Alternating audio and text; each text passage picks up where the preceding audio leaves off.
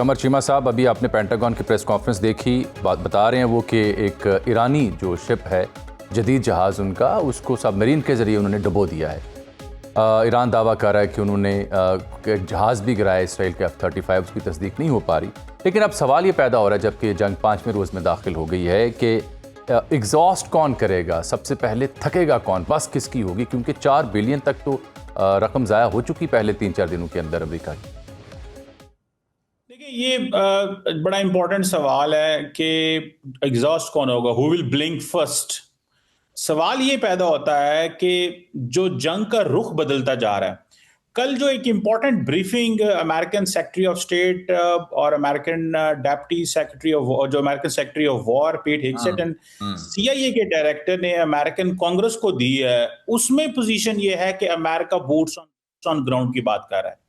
और वो कह रहे हैं कि हम ज्यादा जो कांग्रेसमैन ने बाहर आके बात की, उन्होंने कहा जी हम पहले से ज्यादा खौफजदा हो गए हैं जो सिचुएशन है। अब इंपॉर्टेंट चीज इसमें यह है कि अमेरिकन ने कुर्दिश लोगों से राब्ते किए और सुनने में यह भी आया कि प्रेसिडेंट ट्रंप जो है उनकी भी जो democratic party of Iranian Kurdistan है, उनके लीडर है मुस्तफा हिजारी, उनसे बात हुई है। और लगता यह है कि प्रेसिडेंट अमेरिकी ज़राए तस्दीक कर रहे हैं इसकी, कुर्दिश जो मिलिटेंट्स हैं उनको पैसा देना चाहिए और उनको जंग में धकेलना चाहिए। ईरान ने आज उनके ऊपर भी जो हमले वगैरह किए हैं, तो अगर तो ग्राउंड फोर्सेस की बात हो रही है तो इट मींस कि वो समझते हैं कि हमें कंप्लीटली इस सारे स्ट्रक्चर को डिसमेंटल करना है। अगर आप देखें कि एक चीज ये भी थी कि पुलिस स्टेशंस पे हमले हो रहे हैं मुख्तलिफ शहरों के अंदर, ताकि लोगों को कहा जाए कि जब आप बाहर निकलेंगे इस रजीम के खिलाफ तो आपको कोई रोकने वाला नहीं होगा, आपको कोई टोकने वाला नहीं होगा, और आप मुख्तलिफ इलाकों के अंदर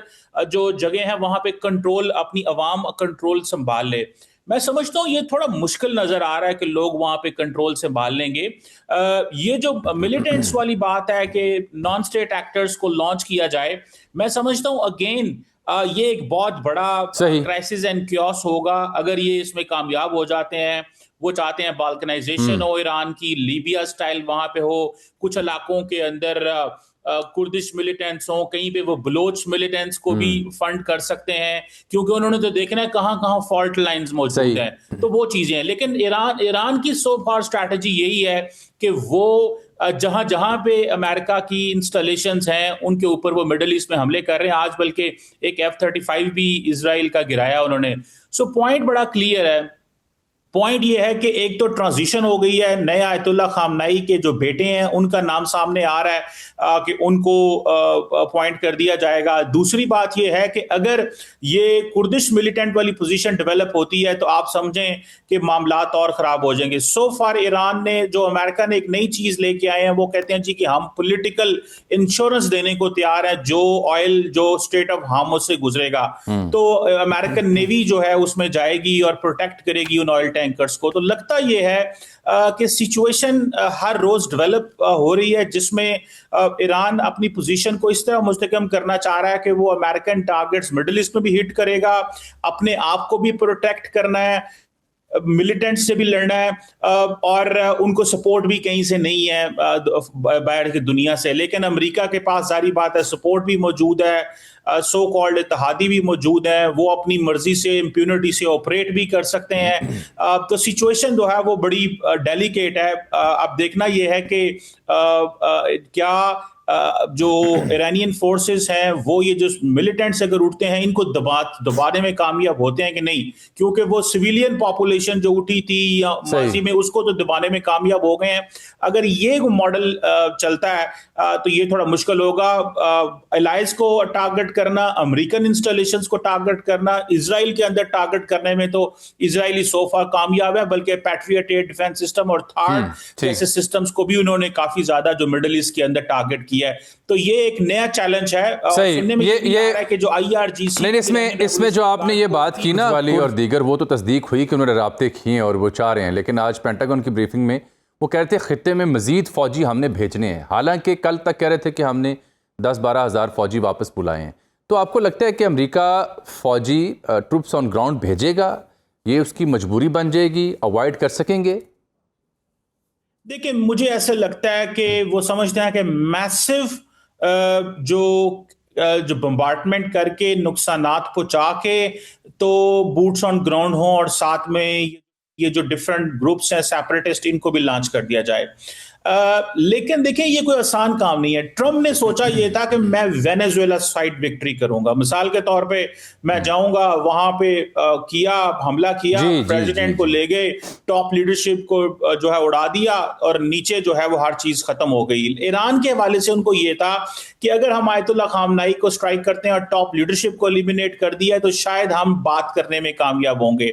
तो वो ये समझ, और कल एक बड़ी इंपॉर्टेंट जो डेवलपमेंट ये भी आई, न्यूयॉर्क टाइम्स ने उसको कोट किया कि अमेरिकी सदर ये समझते हैं कि अगर हम इसमें प्रिवेल कर जाते हैं तो जो हमारी जंग की कॉस्ट है वो हमें नहीं भरनी पड़ेगी, और हम ऑयल अगर हमारे कब्जे में आ जाएगा तो हम अपनी मर्जी से जो नुकसानात होंगे वो भर लेंगे। लगता ये है कि उनका जो प्राइमरी फोकस है वो एनर्जी सोर्स को टेक ओवर करना, चाइना को ऐसी एनर्जी डिनाई करना, ये उनका गोल नजर आता है। डेफिनेटली इजराइल के गोल बिल्कुल डिफरेंट है। सो बूट्स ऑन ग्राउंड की ऑप्शन मौजूद है, लेकिन वो तभी कर पाएंगे अगर उनको लोकल सपोर्ट भी मिले, मलेशियाज भी साथ हों। Otherwise boots on ground with zero support from society, और इस तरह के वक्त में जब आपको पता हो कि आपने आयतुल्ला खामनेई को जो है वो शहीद कर दिया है, बहुत मुश्किल नजर आता है। ये तभी मुमकिन है जब बड़े पैमाने पे डिस्ट्रक्शन हो जाती है। इसीलिए कहा जंग लंबी है, 4 दिन 6 दिन चलती है, और ट्रंप साहब ने परसों ये भी कहा था we will prevail.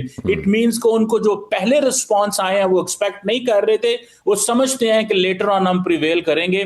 So they have given all the options to the army कि आप इस साइड पे जाएं। तो लगता यह है कि ये काम लंबा है, जबकि ये काम ये जो आपने कहा ना कि लोकल स्पोर्ट, ये बड़ी अहमियत की हामिल नुक्ता है, क्योंकि जनाब आयतुल्ला की शहादत के बाद लोग गमगीन हैं। तेहरान स्क्वायर में लाखों की तादाद में मजमाया, बच्चियों के जनाजे उठे, वहाँ पे हर आंख अश्कबार थी। इस वाक़े ने तो उन्हें मुत्तहिद कर दिया। लेकिन जब आप कुर्द बागियों की बात करते हैं तो उनको अगर अमेरिका फ़ंड करता है, उनको अगर उतारता है, तो यहाँ पे तो आगे पाकिस्तान इनकलाब है, उनकी आम फ़ौज है, बड़ी तादाद में फ़ौजी दस्ते हैं, अवाम भी हैं। क्या वो मुकाबला कर पाएंगे, वो मकासद दे पाएंगे अमेरिका को जिसके हुसूल के लिए वो इन्वेस्ट करना चाह रहे हैं इनके ऊपर?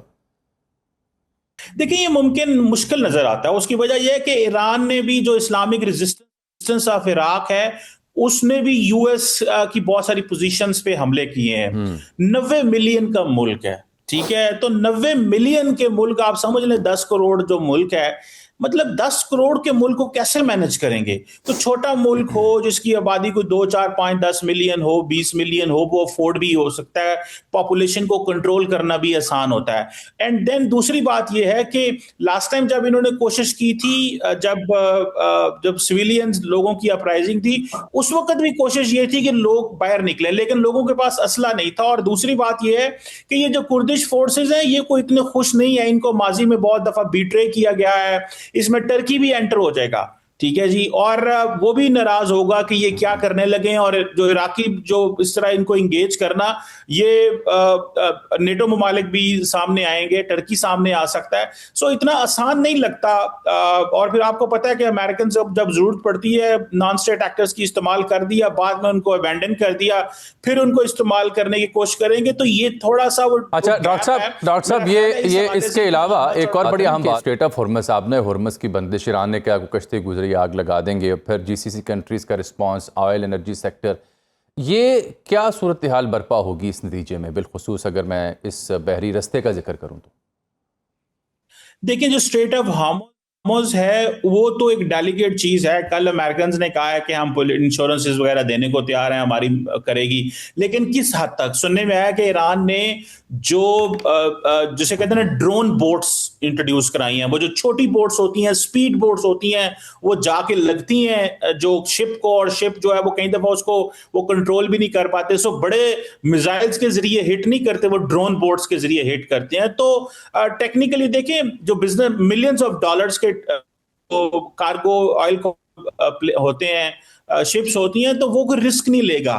अब रिस्क कौन लेगा और कौन जाएगा, तो ने जो जो जब आपको पता हो कि टारगेट किया जा सकता है तो बहुत सारी शिप्स तो जाएंगे नहीं, पहली बात। दूसरी बात यह है कि रही बात बाबुल मंदेब की, बाबुल मंदेब जो है that is an important other waterway, जहां से आगे रेड सी से होके तो आप ऊपर स्विस कैनाल से मेडिटेरेनियन सी में जाते हैं। वहां पे ईरानियंस की कोशिश होगी कि हूथीज जो हैं वो उसको चोक करें, क्योंकि वही एक थोड़ा बहुत रास्ता बचेगा सऊदी अरब के लिए एटलीस्ट, कि वो अपनी ऑयल शिपमेंट दुनिया को बेच सकेगा। बाकी ये जो ममालिक हैं, कुवैत हो गया, कतर हो गया, यूएई हो गया, ये तो नहीं कर पाएंगे बहुत हद तक। सो ये एक पॉइंट जो है वो नजर आता है। दूसरा, सो फार यूएई के अंदर वो कामयाब हुए हैं, उनका जो है डिफेंस सिस्टम है मिसाइल रोकने में, लेकिन कहा जा रहा है कि जो इंटरसेप्टर जो होती हैं वो भी उनके पास कम पड़ रहे हैं।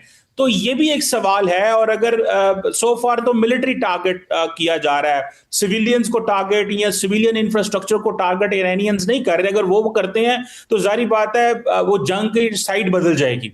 पानी के इंफ्रास्ट्रक्चर को टारगेट करना है, वो एक डिफरेंट डायरेक्शन ऑफ वॉर है। मिलिट्री टारगेट या अमेरिकन एसेट्स को टारगेट करना है, वो एक जंग की डिफरेंट डायरेक्शन है। सो मुझे लगता है कि ईरानियंस उस साइड में नहीं जाएंगे, क्योंकि अरब वर्ल्ड से भी रिस्पांस ईरान को नहीं जा रहा स्वाय इसके कि वो अपने आप को रोकने के। तो मुझे नहीं लगता कि वो उसको उस रास्ते को चुना जाएगा। लेकिन ये जरूर है कि एंजाइटी, क्योस, अनरेस्ट, अब इसमें ये जो, और फिर दूसरी बात यह है कि इस तरह की सिचुएशन में कोई भी ना बिजनेस होता है, ना कारोबार है, ना लोग बाहर निकलेंगे, तो ये मार्केट्स तो बिल्कुल सरवाइव नहीं कर पाएंगी। तो मेरा ख्याल है कि जो कॉस्ट ऑफ वॉर है